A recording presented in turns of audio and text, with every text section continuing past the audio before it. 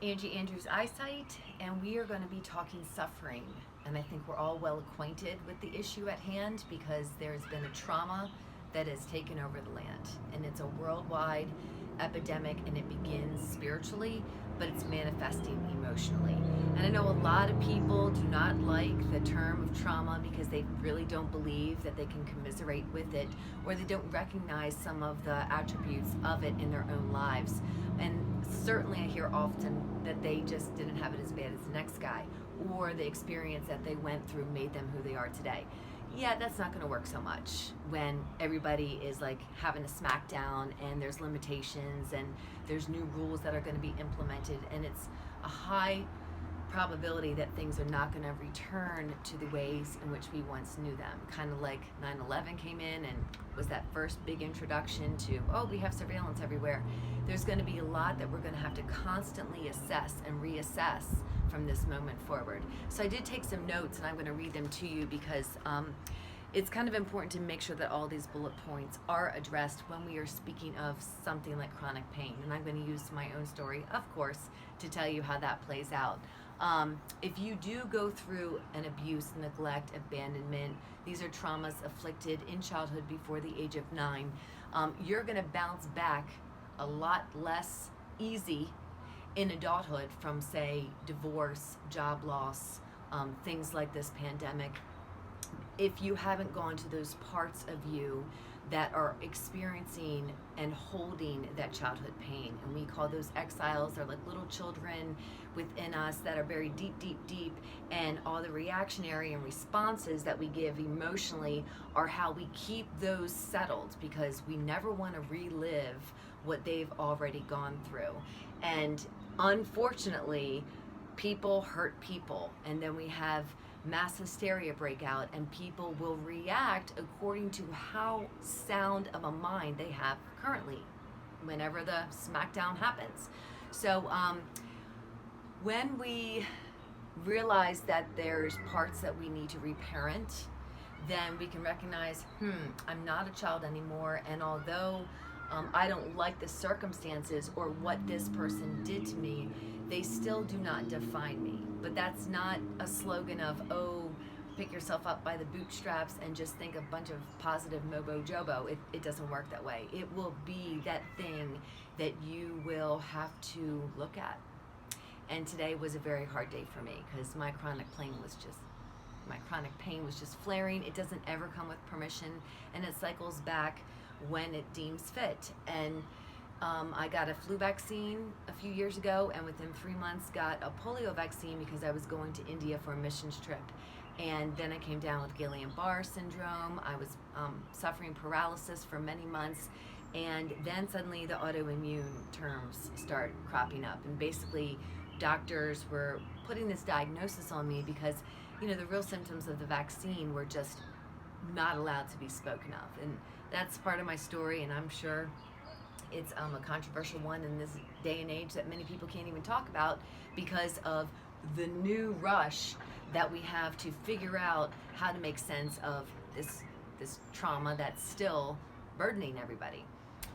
But when we have fear, that's kind of the undergirding to things that we can't control, that's where you're really going to witness a lot of people acting out. And because I'm working with the public in this newfound position and I'm standing on my feet, the autoimmune symptoms, the adrenal glands just crapping out without any sense about them, I can't really manifest and show all the turmoil that I'm going in. I have to put that face on and be like, oh, how can I help you? And when I look into people's eyes and I see, they are suffering more so today than the next guy because they haven't done their work on some of those parts that are screaming on the inside from when they were small.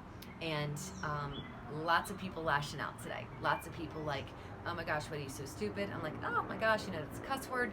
Please choose a different line.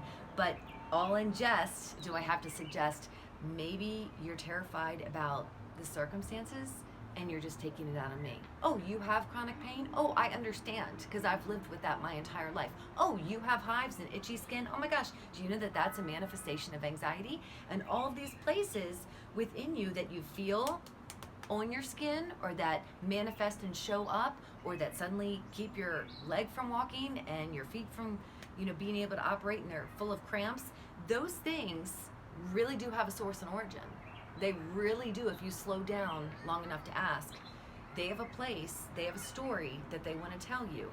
And if all of us allowed everybody around us the space that they need to process how they're going to move forward in this pandemic and how they're going to assess their family life and how they social distance, if we really get back to basics and what we learned in kindergarten, we wouldn't be worried about what other people are doing. We would keep our blinders on and be able to move forward. So my final thought that I wanted to say was, oh yes, the reality of joking about things that are hard for all of us to go through. Robin Williams did a movie where the war was at hand and he would lie. He would actually give these fantastical stories about, oh yeah, we're gonna be rescued, we're gonna be rescued. And it was basically done to lift the morale of the people, because they were like, really? How do you know this? And give us the next story. And I wanna encourage you to actually joke about the things. I mean, I always say, oh my gosh, it's chronic pain, no big deal. I can handle physical pain all day long. I'm going to work out, and if I get a good workout and a burn going on, hey, that's going to justify, any other pain that I had. Neck pain, you name it, I've gone through it. And it is upsetting when we can't find remedy for it. I'm like, but I've always joked, I can handle that far more than any emotional pain. Suffer through a relationship, and I'm going to be rocking myself in a fetal position in the corner, and I don't want to leave my house. And granted, I cry every day, but that's cleansing. So when we can look at the neighbor and say, they actually could use a smile, they actually could use a prayer, and you are going to be the one that gives them a kind gesture or smile at them, that goes a long way. Because a lot of people, myself is what I'm speaking to today, when I had to act like I was fine, then people don't even believe that I'm walking around in a pain level at 10. And they're like, wow, you don't seem like it. And I'm like, yeah, well, there's no sense in complaining about it because this is how it is. And I know it doesn't come from my Father in heaven. And that's what I want to leave you with, that these chronic things, whether it's health, whether it's job loss, whether it's the economy, whether it's the pandemic, whether it's the threat of, taking your First and Fifth Amendment rights, whether it's the threat of vaccines or how you do or don't view them, the bottom line is, if it's crap and it's bad, it doesn't come from God. And we have to recognize that suffering will not escape any of us. It will befall us all.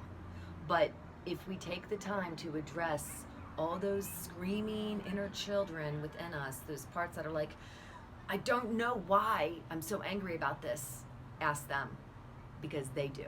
And you will be surprised if you start slowing yourself down, how much you have to learn about yourself. And we will forever be learning. We will forever be inner healing.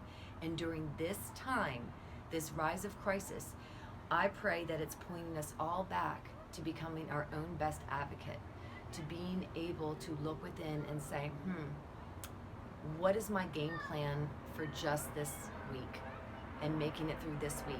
And how will I pick up the pieces of my life and allow the person next to me to do the same for theirs?